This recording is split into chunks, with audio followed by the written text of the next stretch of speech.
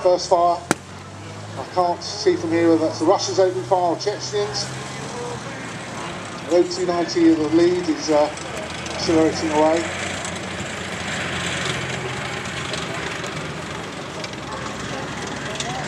Well, there's obviously casualties because the Russian ambulance is going in. And the construct, obviously maybe set up a defensive position. They'll try and rescue their injured colleagues. Just a note, ladies and gentlemen, there's the Pilgrims Hospice are moving amongst the crowd, collecting money. Please do give generously. Oh, IEDs, I think the first OT-90 has been taken out. Heavy fighting ensuing. A group of Chechnya mills down to the right by a Land Rover. Russian forces obviously now engaging back.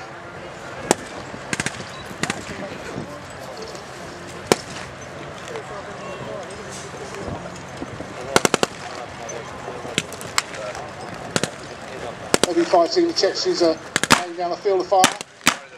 Those Chechens are very lightly armed, with a mixture of PPSHs, MP40s. Oh, 80 is firing. It's heavy machine gun. Obviously, Russian forces using AK-74s.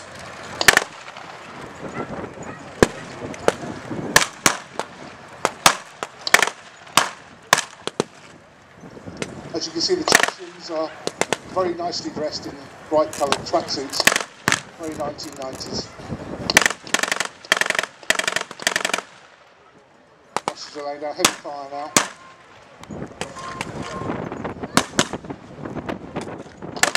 So far the BDRM hasn't come into play yet.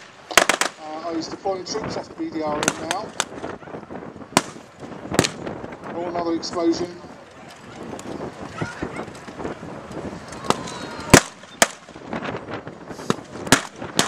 Russian soldier moving around with a heavy machine gun to the left of the building, being supported by one of his colleagues with an AK.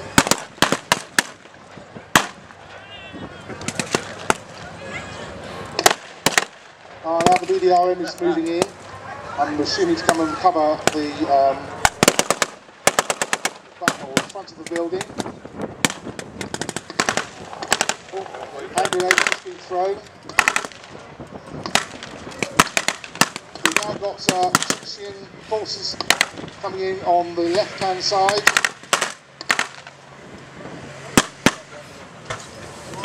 Nope. BDRM is moving around to the back now, trying to secure the back of the field.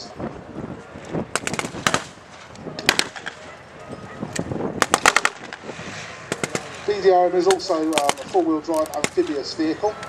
Most Russian vehicles were built for the Cold War, thinking that a lot of bridges would be taken out in a sort of Third World War situation. They would have to cross rivers.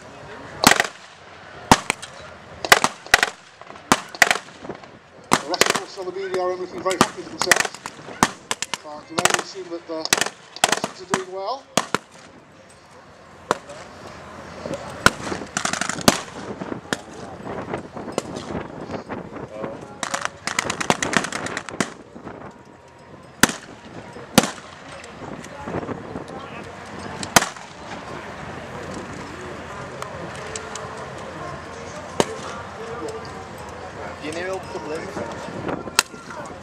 Just moving down so I can get a slightly better view of what's going on in front of the building. Can't really see anything.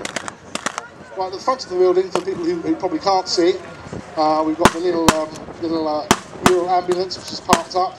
We've got Russian forces around the front of the building. I'm assuming at the moment that most of the Chechnya forces are over to the right of the building. Fire again. BDRM, one of the gentlemen on the BDRM is just firing a bazooka, or the Russian bazooka.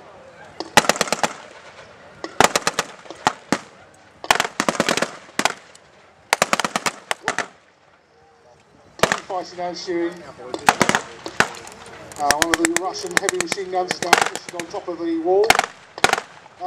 Chechen, I think, has been killed.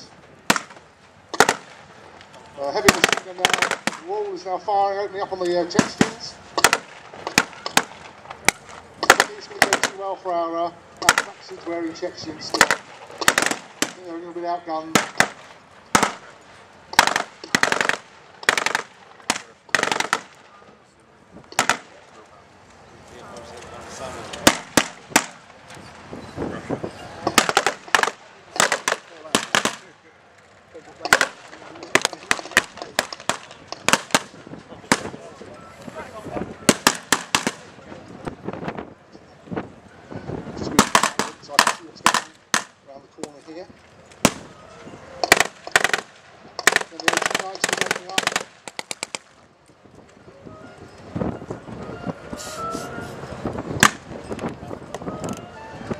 I think pretty much the Chechen forces to my right have almost been wiped out. I think I can see one man maybe still be alive.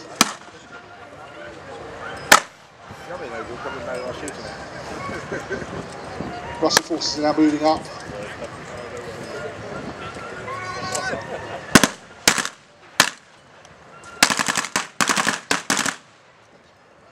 There are one or two Chechens that are still alive, obviously injured, trying to crawl back, get some cover by the Land Rover.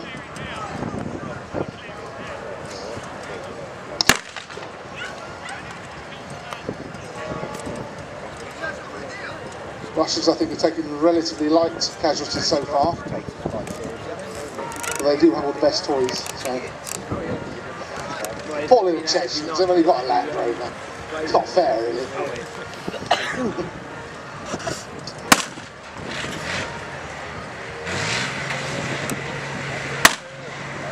Oh no, still one or two brave Chechens who are going to try and fight back.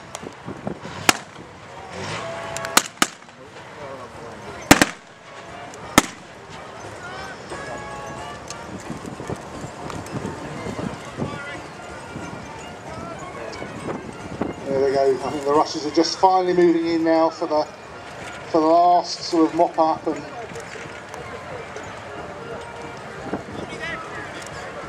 check to make sure that none of these Chechens are still alive or any Nazi little surprises up their sleeves or tracksuit tops.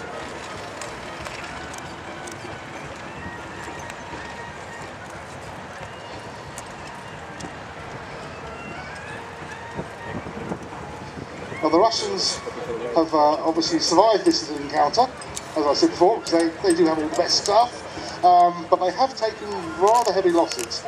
And shortly the vehicles will be moving to go around to the front of the village. It's up an aid station to deal with the wounded.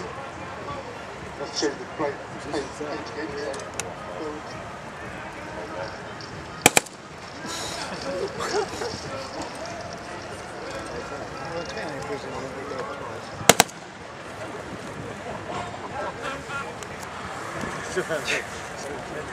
Generally, the Russians are really not very happy about having to take survivors or prisoners, but the rescue squad really do want to interrogate some of them, find out more information on the more Chechen sort of rebel cells that might cause the Russians trouble.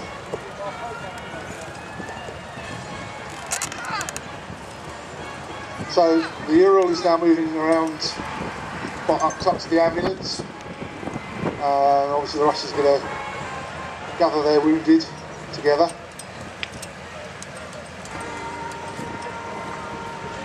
I've seen this one thing before.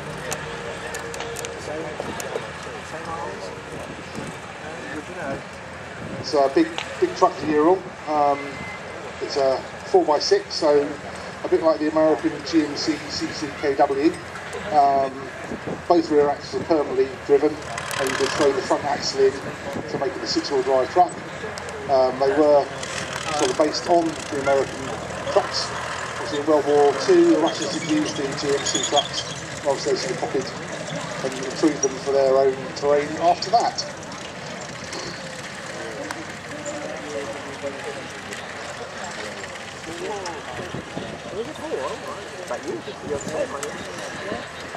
The other OT-90 is now moving around as well. All the Russian casualties being loaded into the back of the ambulance.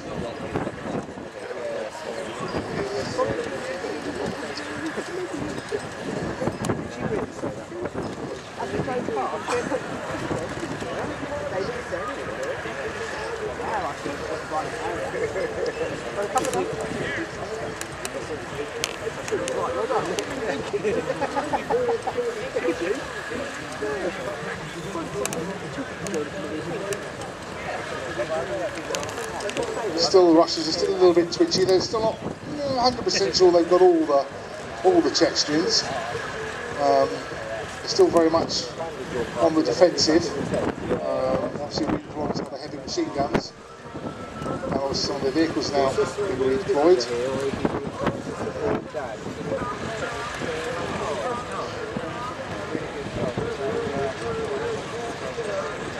I apologise for some of my gaps in commentary. I'm fairly new to stepped in the last minute like a mug, volunteered for friends to do this, so bear with me.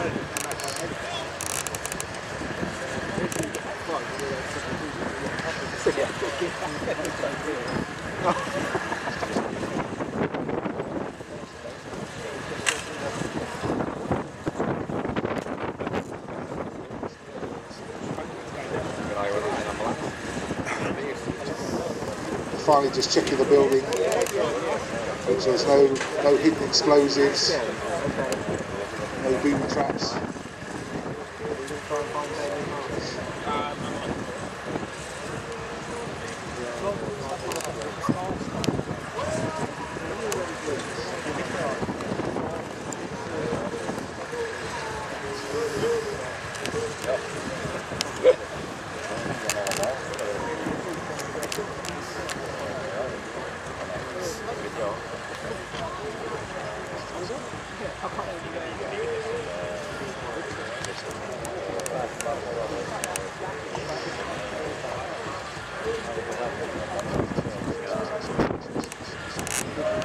Now the Russians now moving with their ambulance, some of their wounded out.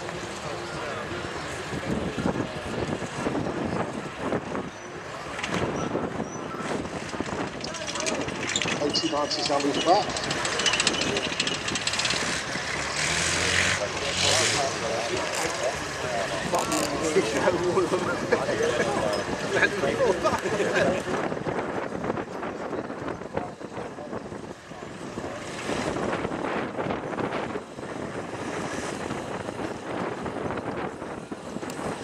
Vehicles now all forming up.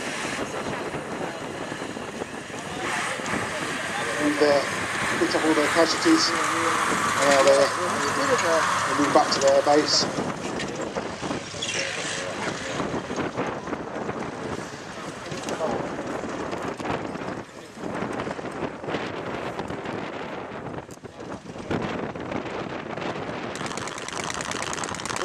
There's some last contact. I surmise there's one or two sneaky little Chechens that are still hiding. Obviously very good at guerrilla tactics. Not having heavy weapons.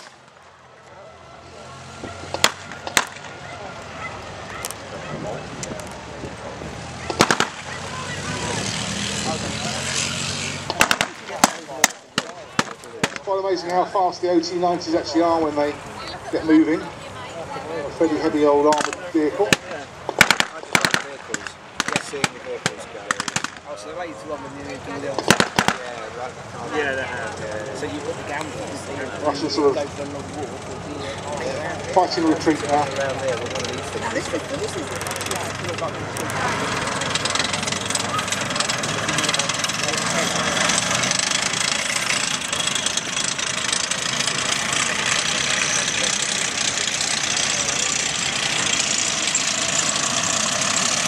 As the Russian convoy now moves out,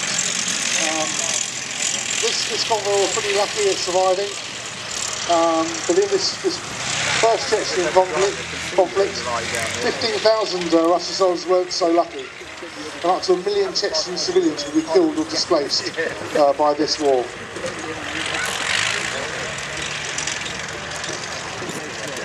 The ceasefire that followed would last until 1999, when Chechnya separatists and Islamic fundamentalists would again attack Grozny, starting a second Chechen